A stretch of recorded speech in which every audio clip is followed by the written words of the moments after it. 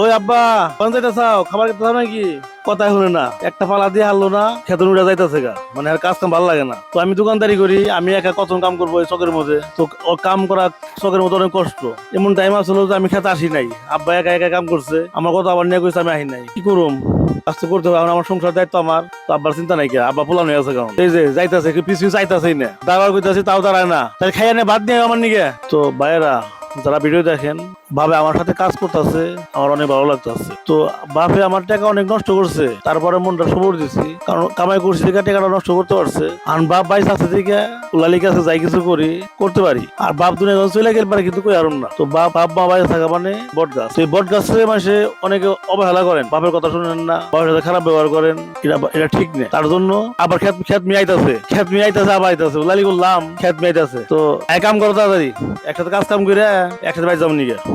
তো বাবার হাতে অনেক উলালি করা যায়, সেই উলালি কিন্তু অন্য কিছু হাতে করা যায় না। তো বাপ পাশে আছে, তাই কাজ করতেছি, উলালি কাছে যাই কিছু করি, তারপরে কিন্তু মনে একটা তৃপ্তি আছে, বাপ বাইসা আছে। তো এই যে কাজ কাম করতেছি একসাথে, কাজ কাম করে দেখেন খেতে কিন্তু অনেক গাছ, মানে মহিষ নাম্বার হয়ে নিয়ে ফুড়ে রয়েছে, তো দানো থর। তো বাবার হাতে একসাথে কাজ কাম করতেছি, অনেক ভালো লাগতেছে। তো আপনারা যারা ভিডিও দেখতেছেন, আমার ভিডিও যদি ভালো লাগে অবশ্যই কমেন্ট শেয়ার করবেন। ভালো থাকবেন, আল্লাহ হাফেজ।